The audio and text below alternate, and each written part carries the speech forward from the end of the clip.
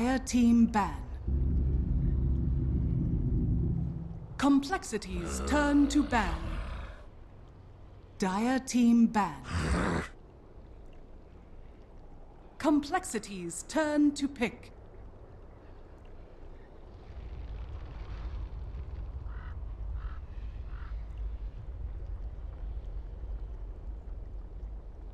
Vengeful spirit. Hello everybody, and welcome back for game number 2 of the ESL One, North American and South American, the whole encompassing of American qualifiers. And, shit, oh man. You'd like to redraft your fingers? And I don't know, S-A...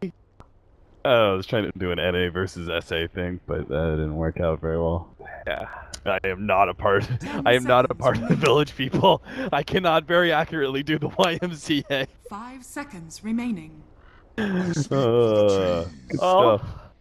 Game number 2. Welcome everybody. You thought you're probably coming into this series, for some of you just now joining us, going, "Oh, this is game number 1. I heard the EWolves versus Complexity game was about to start. Looks like they started a little late." No. We're in game number 2 already. Yeah, it even takes 13 minutes. Game number 1. 12.5 minute GG. Yeah, with that kind of net worth, like that's when the hard is all. Like I know mod packs are sitting there inside the chat. He's gonna be sitting there going, "What number crunch, number crunch, number crunch?" And the answer is, this was the highest net worth achieved in that amount of time for that GG. It would be up there. Oh, you know what was really funny? Mod packs got triggered yesterday, when What did you do? But no, there was a team pushing in with like Chen and like Necronomicon minions and just generally pushing in with 5 heroes in general. Yeah. But they had killed a Vengeful Spirit before, and the hero that had gotten the bounty on the Vengeful Spirit was like a Marauder or something. Like it was like not very much damage, right? But he was sitting there right-clicking the tower, and he was making with the Vengeful Spirit aura everyone else do less damage. Modpax is just like, he's just over there triggering, he's just like this is bad math. Bad math! It doesn't make sense!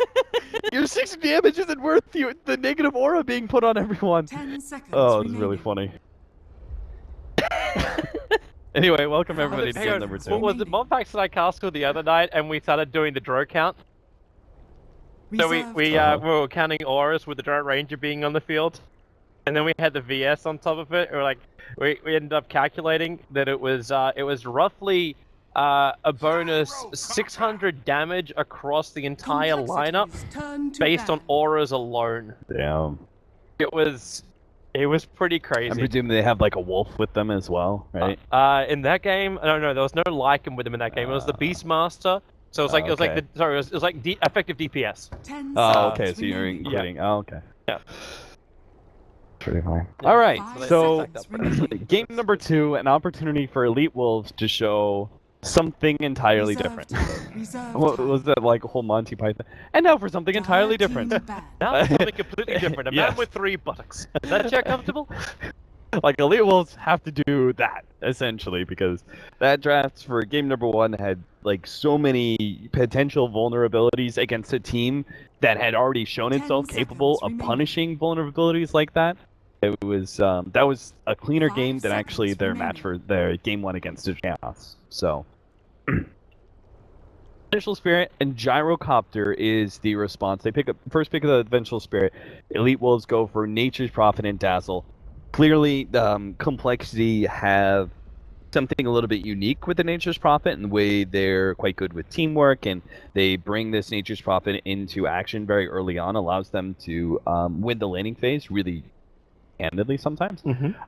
So that's taken away from them. But Complexity still get another dominant laning phase hero that is a team fighter as well. Gyrocopter, probably one of the preferred carries of this patch, and I would say that if EWolves do not ban away Beastmasters out, Faceless Void is the other one. There's probably a third offlaner that pairs really well with Gyro that I'm not thinking of right now, but if they don't ban away the Faceless Void, I think Complexity gets their hands on it. I think just through that combination.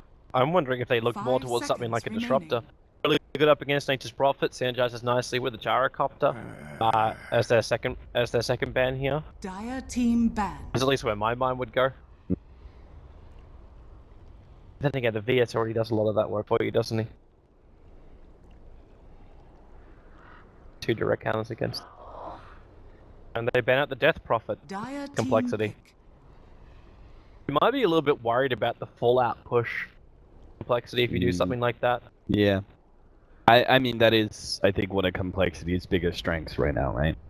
So, I think it makes sense. They take away Chen, Death Prophet. Death Prophet's probably getting... I think she's looked at a little bit more valuable than in the NA scene than she is in the European scene. 5 But seconds remaining. I think it's a bit rightfully so. Just because the Reserve hero time. like wins matchups so hard, like you have to address the Death Prophet early on, and that's just one of those kind of like heroes that puts pressure on you in a way. And it's Complexity hero. That's they run it quite often. I'd be a little concerned now if I was EWolves if Complexity just go for this raw walkabout kind of style team fight. You get someone, if you work at the mid matchup for it, like you get someone like a Viper, gets an early mech up and running, and synergize with the Gyrocopter, Initiator for the offlane. And Complexity lineup can come together quite nicely. I've actually banned out the PL as well as the Mirana, which like I don't know exactly what to think about with the Mirana ban. What was the synergy they were looking for from that? So, like, if you're gonna run it, it's gotta be a support Mirana, and you're not running a Chen or an Enchantress. EWolves. Excuse me. EWolves run a lot of support Mirana. They're really good with it. They actually usually pair it with OD.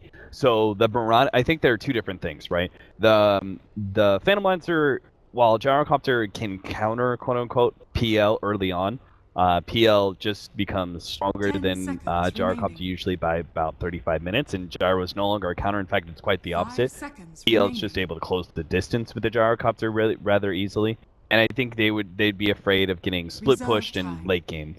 But the Mirana is an entirely different ban, where it would involve with EWolves getting a 3/4 Mirana OD. And that's a combination that they run very well, is that they are able to get the imprisonment into the arrow time and time again. And they win the mid matchup. It's just really difficult to do. I watched Team Archon, like they responded to it like pretty well, but it always requires you to respond to it, right? You have to have, like, you have to pick up like an Abaddon, or you have to play a sacrificial support that has to somehow run himself into the arrow and stuff like that. There's always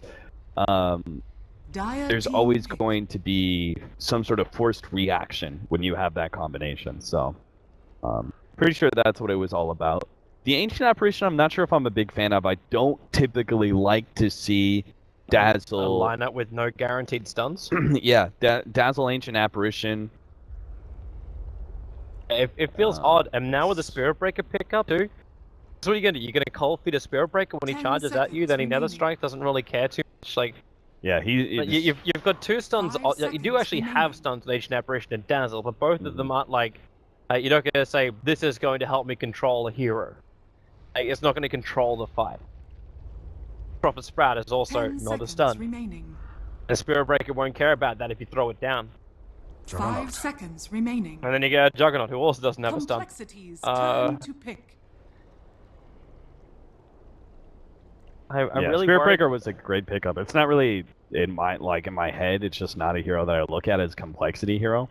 And right now, I'm even going back through their recent drafts, and just like none of them hold a Spirit Breaker, right? But it's just draft-wise, it works.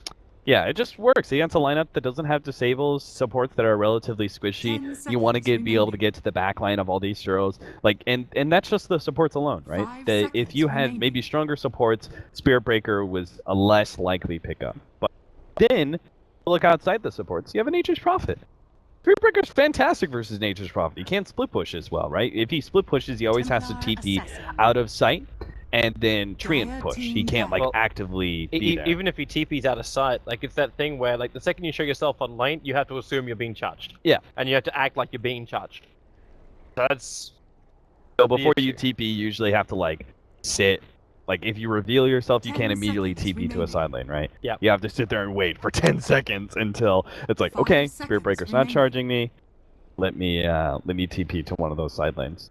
Templar Assassin now in for Complexity. So the wave clear's getting better for Complexity. So Nature's Prophet can't just force down lanes with the Templar Assassins on the field. Same with the Gyrocopter with his Black Cannon. I'm wondering if EWolves is considering getting aggressive with this. Like, Spirit Breaker at level 1 isn't that great, but you got Ancient Apparition. Chilling Touch is a great thing to have, and so is, like, Spin from Juggernaut. 5 seconds. Maybe not so remaining. great when you don't actually have something like a Rubik Telekinesis or a Stun to make sure it gets the full Reserve spin time. duration on one hero. So that'll be a concern. So, like, what else do? You wanna sit on the safe lane and farm for Juggernaut. You then have the Ancient Apparition supporting him. Dazzle working with an off-lane Nature's Prophet. I should clarify because I know there's probably going to be some people say something. Go for it. When I say, like, I don't think of it as a Complexity hero, it's not that I don't think Complexity has ever run Spirit Breaker or like the old Complexity, they ran Spirit Breaker quite a lot. But this is a different team. Yeah, this is not just a different team, but it's also like in this window of the patch, right, where I feel like they have kind of established some of their playstyle heading into Shanghai. And just like recent matches leading into Shanghai, I think that's very important that you establish your kind of like playstyle and the way you want to play. I think that they haven't run a whole lot of Spirit Breaker, like the last 8 matches or something. 10 seconds No Spirit Breakers remaining. whatsoever. Dragonite was 5 seconds an interesting remaining. pickup. It's probably one of the things that Templar Assassin excuses in an enemy draft. If you see a TA, you can actually go for a tankier melee mid. Is DK the one you want to go for? Like, 'cause I was just looking at it then, like, to see the exact numbers. With Meld versus Dragonblood, Meld kind of removes the effect, like, at least the defensive effect of Dragonblood. And Refraction will be able to block the Breathe Fire, so your harassment from the DK 10 doesn't really seconds slow remaining. down the TA. Like, laning-wise, I'm kind of feeling like 5 TA seconds remaining. should have the advantage, right? So they're going to be running an off-lane Spirit Breaker and This could turn into that same dual lane thing they did last Seafreak time. Bounty Hunter. You run like a VS and a Spirit Breaker on the offlane. The VS takes the farm, the Spirit Breaker does yeah. the rotation. Yeah, it could, and they can leave Gyrocopter alone in lane against Smash's Nature's Prophet. Yep. To answer your question, Templar Assassin should, quote-unquote, win the Dragonite matchup in that you probably get more CS on the TA. Dragonite is unlikely to be able to kill Templar Assassin without strong rotations, and of course, we see that EWolves do not have rotating heroes, besides the Nature's Prophet. That is the one addendum, but they don't have supports that rotate very easily. So in this regard, like, Templar Assassin should be able to win the lane, probably get 10 better seconds CS. remaining. And then you include the fact that they have both an off-lane Spirit 5 Breaker seconds as well as a remaining. 4-position Bounty Hunter, both heroes which can roam pretty extensively into mid. That absolutely counters out the Nature's Prophet. There's so much more pressure from Complexity on that mid lane than EWolves could ever hope to provide. They may have to consider at some point in time, like, just running almost like a dual lane. Dazzle sitting behind the Dragonite to ensure that he can be saved. To look at the draft as a whole, I'm not a big fan of the Dragonite. They did need at least a single stun out of their mid, because they did not have a single stun anywhere else due to the fact they picked up a Juggernaut. This gives them options once DK hits level 6 where they can force down some buildings. Like, they can force team fights with a good trade-off. Yeah, exactly. That's the thing, is that EWolves do have some decent push. Dragonite couples really well with Juggernaut oftentimes because the healing ward. So Dragonite becomes really tough to kill once he reaches his kind of peak, because he's ranged, he's tanky as all hell, he's beating down your tower, and then even farther back is that healing ward, as well as Dragonblood keeping him alive. So that there is that kind of synergy again, but I think once again EWolves have sacrificed their laning phase in order to have mid-game synergy, and while Complexity cannot punish quite as hard as they could in game number 1, with the Bounty Hunter pickup, they certainly can punish. Is this what you want to do, EWolves? They're going to sentry down, they're competing for the bottom rune, and they may have expected, yeah, we're going to get this from over. DK's down for the count. Hanskin low on life, thanks to that chilling touch. There's a lot of bonus damage, but we've gone to a second rocket barrage. The Dazzle not taking all of that damage. A little bit of it got spread out towards Smash, but there's still going to be a 2-for-1 trade-off with First Blood going the way of Complexity. And it was the gyrocopter who Radiant ended up claiming that structures are one. fortified. The reason why I think EWolves did this is because of the way they were reacting to swindles. They were really being defensive. The Juggernaut was running away from that Spirit Breaker. And I don't know if it made him think that the rest of Complexity was on top lane. Yeah, they probably thought it was up on this cliff area. Bottom lane, though, Z-Freak's going to make another go on the Smash. They've got the kill. With the Rocket Barrage not doing enough damage. Z-Freak so low, Smash. Nice turn. He at least gets some revenge. Kids. But yeah, they didn't prepare very well for contesting bottom. You're probably right. They expected Complexity at the top lane behind the Spirit Breaker, but they needed to do like the little things, right? They needed to have Treants spawning out in order to tank up some of the Rocket Barrage, but that was just obviously lack of preparation. They didn't realize what was going to happen to them. Nature's Prophet might not have even had Treants at that point in time because you usually use them early to scout. Does Swindles even need to care about this top lane? Like, if they spin on him, he just charges to another portion of the lane? Oh yeah, it's a lane that he should never die in. Yeah, that's absolutely true. Z-Freak, however, this may not be the greatest thing for him. He just came in range of the Sentry Ward, so Van... Yeah, okay, Ancient Apparition's going to reveal the fact he's under a Sentry Ward, and now they're going to find it before it gets D-warded. Oh no. It's in the little nook. This is why you put, when against a bounty hunter, this is why you hide your sentries. You don't put them in the most optimal position to cover like all of the laning phase that you want. You hide them. That way, if the bounty hunter comes in, he drops his counter wards, you can force him to use 2 counter wards for the price of 1.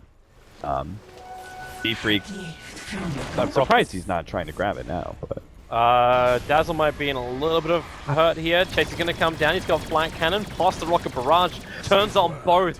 So while he's beating into the Dazzle, Smash is dropping down lower, and now the Rocket Barrage can start again. The Treant's going to get there in time to soak it up.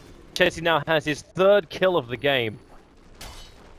I think they thought they were going to be able to do some sort of like Dazzle Phantom Lancer combination, except for with Furion. Right, with the extra units being able to get good Shadow Wave combinations in, but it just doesn't seem to be them. Oh, they're going to go on to Soku. Swindle's going to charge him. Yeah, I think they've got this kill. It's going to be close, though. They need an extra bash. Oh, and he gets look it too. what comes. Jesus. Swindle gets the chance in.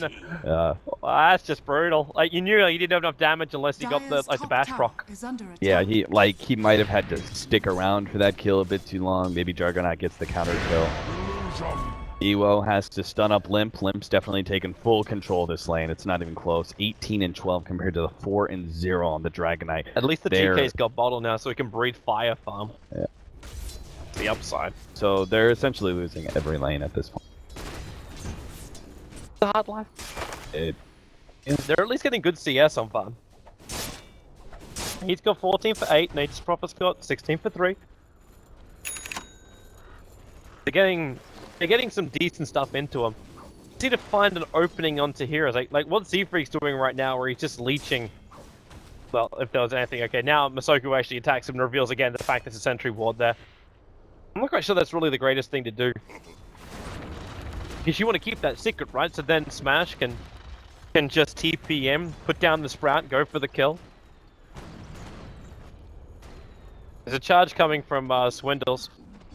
He'll actually end up charging into the river, so then he can just turn his attention towards the Dazzle, because they're looking for that bottom rune. So the Wave of Terror fires, 3 Generation Rune bottled up by the Dragonite. Swindles looking for the bash, they go for the sound of the Dazzle. Smash gonna come in, there's no mana for the Flag Cannon. Actually, Chessie does have it, but he'll have to trigger the 1 charges for it. While now, okay, the Dazzle does go down. Still no Flag Cannon usage, but they've taken 2 kills just on the back of the Rocket Barrage. Both Prophet and Dazzle going down, trying to contest that bottom rune. Regen ended up getting blown by the DK after he escaped. I can't believe they try to fight that. I mean, Complexity is running at you. They're running at you for a reason. You don't know where the bounty hunter is. You're not going to fight a gyrocopter. Like, I don't care if the Furion can TP in. That's not going to be the same. Ewo's dead.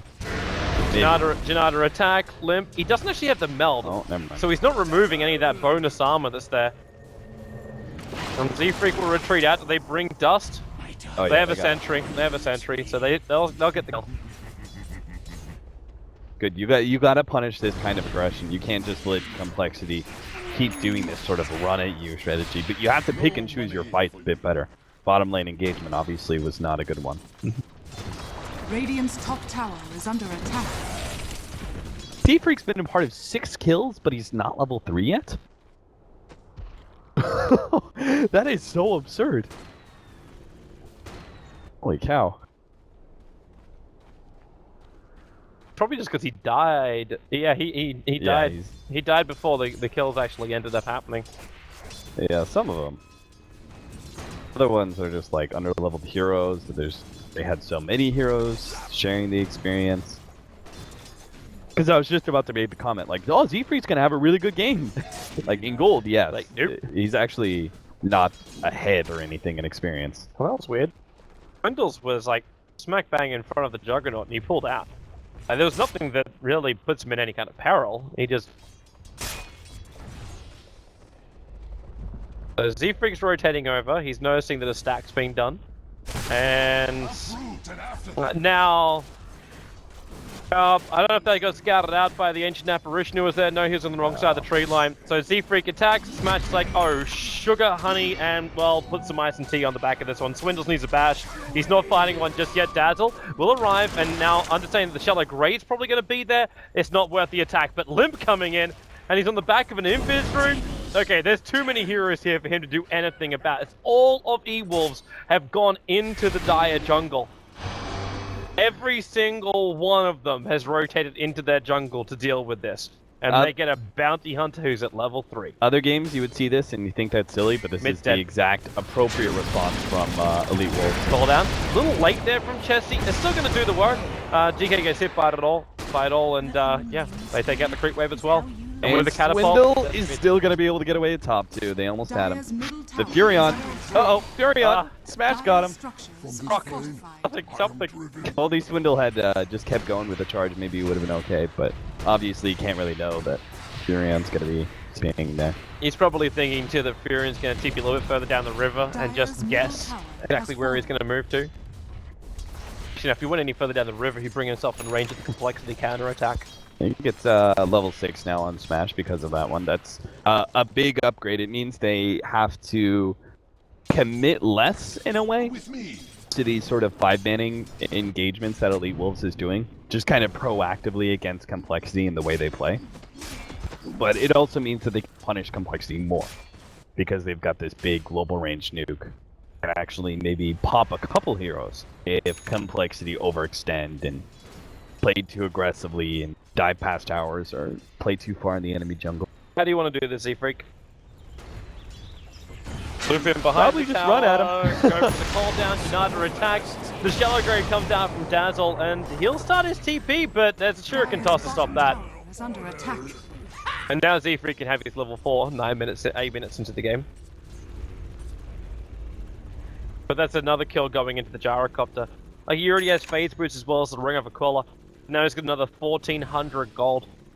Do you keep going in for something like a drums at this point and keep with the early aggression? Or is it worthwhile building into something bigger? And there's not that many stuns on the field, so maybe BKB isn't as essential. On who? Swindle? Chessie. Oh, Chessie. On Swindle, I'm assuming it's just going to be like that urn into treads into halberd or something along those I think lines. S and Y. I think the mobility routes on Gyrocopter is usually pretty good against Juggernaut and other melee carries. Yeah, that's unfortunate. They smoked and then Bounty just walks into them, but because They he's also on the did- high ground, so they can't even counter anything onto him. Yeah, they also didn't bring dust with them. Like, that should be a plan. You can't smoke without dust, because if you run into the bounty hunter, at least you can get that kill. As soon as your smoke pops, you pop your dust, he's gonna be slowed, you catch up to him, you kill him. But they didn't really have that plan in mind. They were looking for the kill on the Gyro.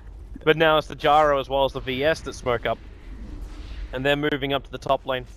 Masoku's farming up quite nicely up there. He's got a little bit of space. Even though he's lowest net worth EWolves, at least he has his level 6.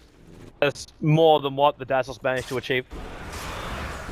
Radiant's bottom tower is under attack. Are they going to move in time to actually... Nope, they're looping to mid. They're coming after Smash now. If they get smashed, they might be able to actually take this to... Oh, maybe they do. Chessie came a little bit too close in range of the tower and the smoke and invisible to the tower. Is under attack. There goes that. Radiant I mean, if they're going to structures continue on their fortified. push in bottom lane where Yuo's already committed his ultimate, you might as well get some pre-chip damage on tier 2 at mid. But more importantly, you should try Proper and just make TP it in. the trade. Chessie's going to avoid the Ice Blast. He's already used his flag cannon, but he's got 2 more charges left on it, and he can turn for the cooldown. There's 4 heroes on top of him, so he may as well go for it. No way he can heal up in time. Van actually isolating him out, or I should say Chessie isolating himself, allowing for the 3 Omni Slash hits to hit all onto that Gyro. And that's a big kill. Nature's Prophet just took home 400 gold for that. Oh, and they're going to go for Roshan at the same time. They smoke up for it, which is particularly interesting because I think Complexity were committed. Ping just came from Z-Freak correctly on Roshan. Yeah. Did the Observer would see someone come in then?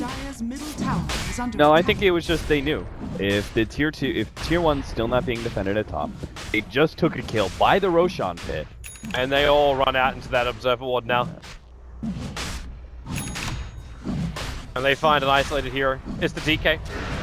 No escape mechanisms for this Dragon Knight. There's no form up either. So they go for the stun. That's going to be a good Ice Blast. Hitting on 4 heroes. Combining them with the Wrath of Nature. Complexity actually get hit very hard by EWolves. There's that global combo that you got to learn to hate. And that is the that's the play right there that gets EWolves.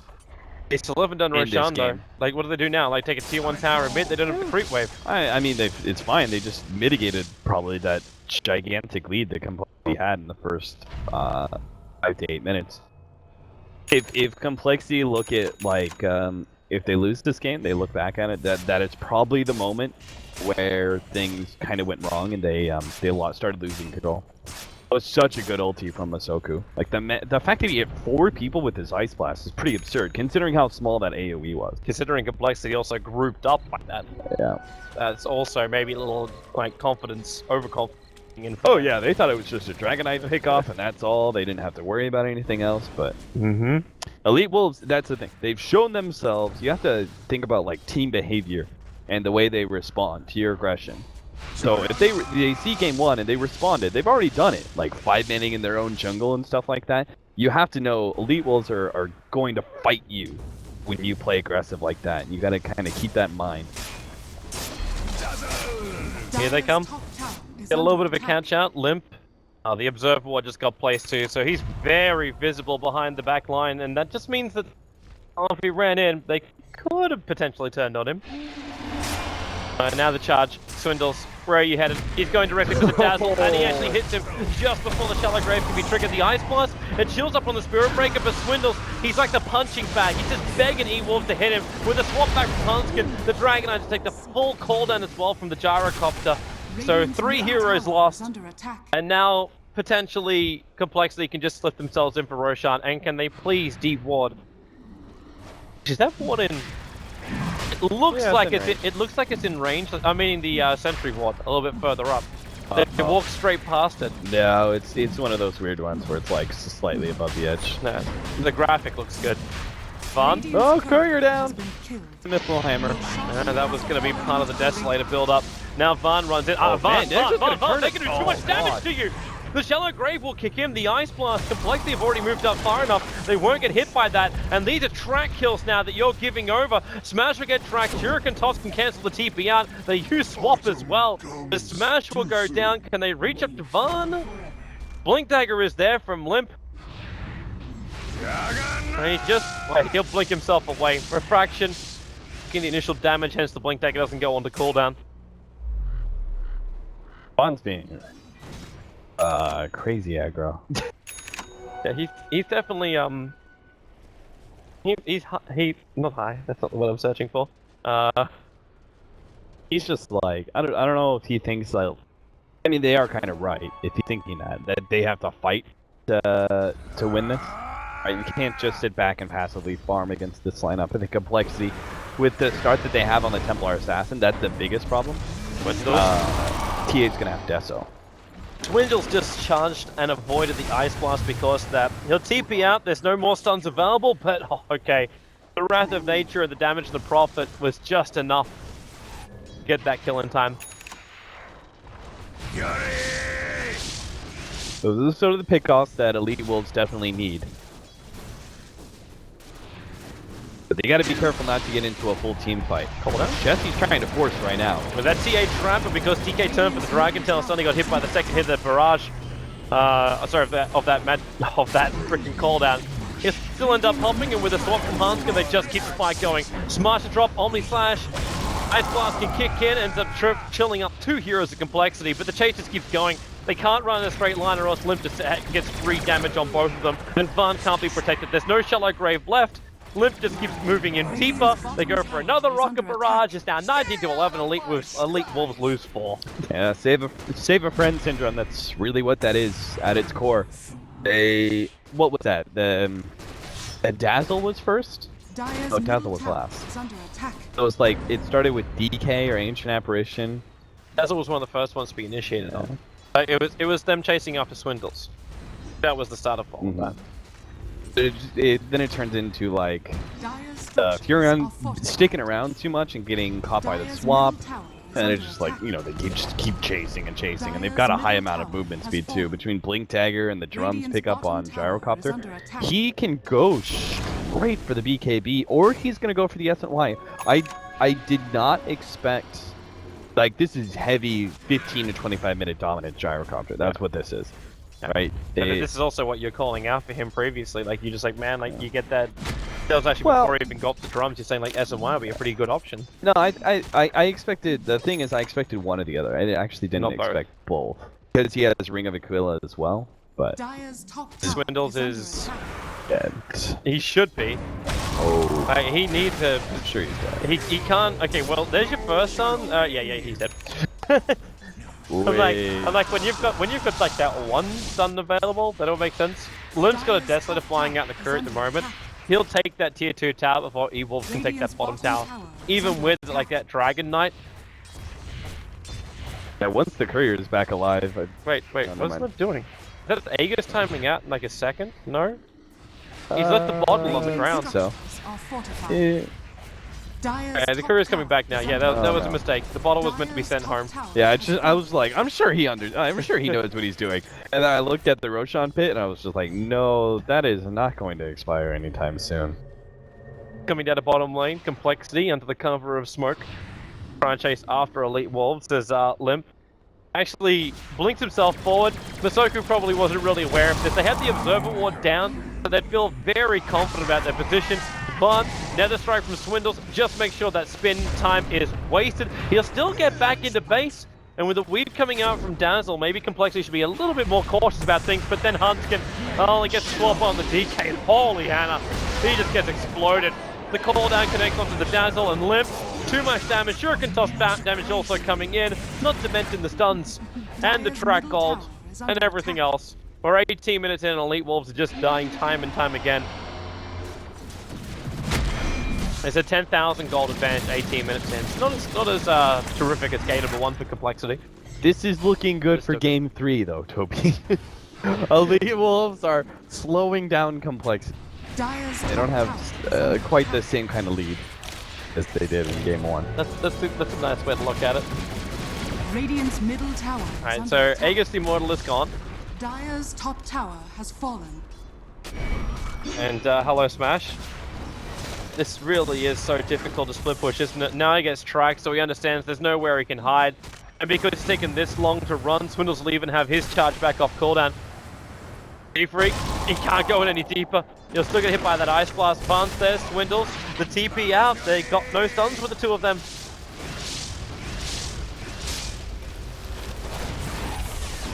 Freak is so fun. I wonder what his thought process is behind Blink Dagger over Mech. Because Blink Dagger's, yeah, it's a great bounty hunter item. Not arguing that, but it's usually the natural progression is Mech first and then the Blink Dagger later. If they're definitely pushing high ground, like, you want to get the Mech.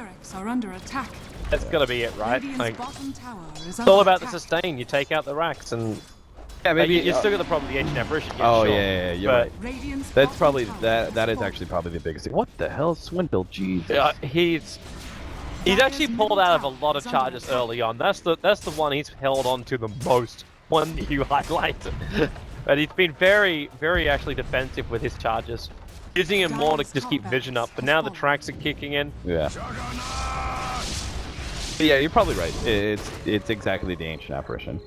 He's probably going like, like what's the point of me investing into a mech if Ice Blast is just gonna counter it out? Is he going Focus full more staff, on- or is he looking at? No, I think that Force Staff. I mean, you could just kite around these heroes. I'm wondering if it's that. Or Dagon. yeah, that's where my brain was going. Normally troll item pickup, but it would work quite nicely here. I mean, these supports have no way to defend themselves, right? Yeah. You've got a Blink Dagger to be able to close the gap. Yeah, let's go Dagon. Live. That sounds great. BKB, and heal BKB. Problem is, they have no stuns to penetrate BKB, so EWolves can't do anything apart from loose smash on bottom lane. Swindle's running around, there goes your Shuriken toss, there's no charge of bash! If he got that Smash would be spitting chips right now. Oh, it was funny. I mean, they timed it out pretty well. Like, the charge stopped the first TP, then D-Freak held on to the Shuriken as long as he dared, essentially, before canceling the second TP. It was just really good by Smash at the... really fortunate, I guess, that the trees stayed blocking this area through the charge. Io jumps in. Swindle, so bad to get hit by that Ice Blast, and with the dual nice breath, play. yep, that's a pretty sweet gank. Well put together. Gank by EWolves. Oh, They that's are good. going to be countered, though. They're sticking around for too long. They're getting too greedy. Oh, Masoku, yeah, you don't even be part of this. The cooldown separates the fight. The Dragon Form just wore out as well.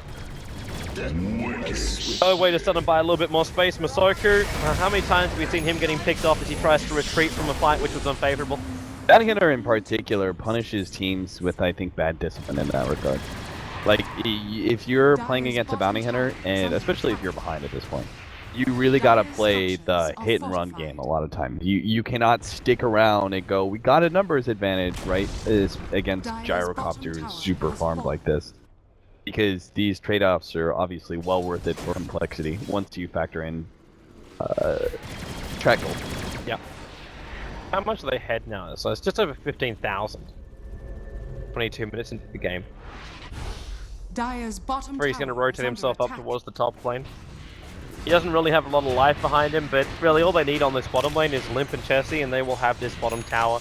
Having Hunt can give an extra 4 points up in the aura, Dire's structures are fortified. like, just makes that even more easier. EWolves know their timing though. They have bought a smoke as soon as the Aegis is about to go down. So, and I was just about to say, with the Aegis going down, EWolves cannot sit on their laurels. They have to be aggressive. They have to play around with this Blink Dagger and their pick-off potential between Omni Slash, DK Stun, and Ice Blast. They have the potential to like instantly take out a hero, and they've got to play for these kind of like 3 or 4 man smoke games.